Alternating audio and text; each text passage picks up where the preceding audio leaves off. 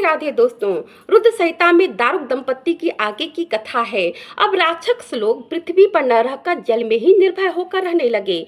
अब यह समुद्र में ही नाव से आने जाने वाले मुसाफिरों को पकड़ कर ले जाते, बंधक बनाकर रखते, दास बनाकर काम करवाते और नहीं तो तड़पा तड़पा के मार देते थे।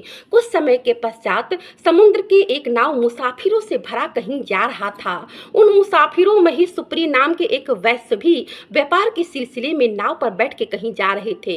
सुप्रिय शिव जी के परम भक्त थे। भगवान शिव के नाम और मंत्र ओम नमः शिवाय का जप वो हमेशा ही करते रहते थे। शिव भक्ति के बिना वो कभी जल भी ग्रहण नहीं करते। अब उसी समय राक्षसों ने हमला कर दिया। नाव पलटकर सभी मुसाफिरों को बंधक बना दिया गया। सभी को कारागार में डाल दिया गया। सभी मुसाफिर रोने गिड़गिड़ाने लगे। लेकिन शिव जी के भक्त वैश्य सुप्री इन कठिन परिस्थितियों में भी घबराने के बजाय भगवान शिव के मंत्र का जप करने लगे।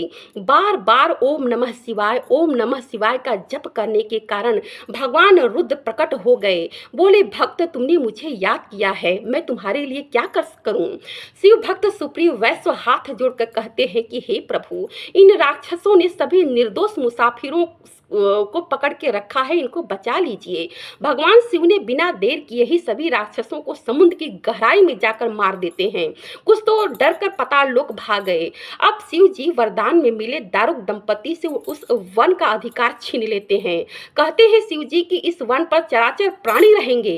ब्राह्मण, क्षत्रिय, वैश्य, शूद्र सभी स्वतंत्र होकर विचरण करेंगे। यदि तामसी प्रवृत्ति के लोग किसी को भी नुकसान पहुंचाते हैं तो तत्काल ही भस्म हो जाएंगे। अब यही कथा आगे भी सुन लीजिए। जुड़े रहें दोस्तों। राधे राधे।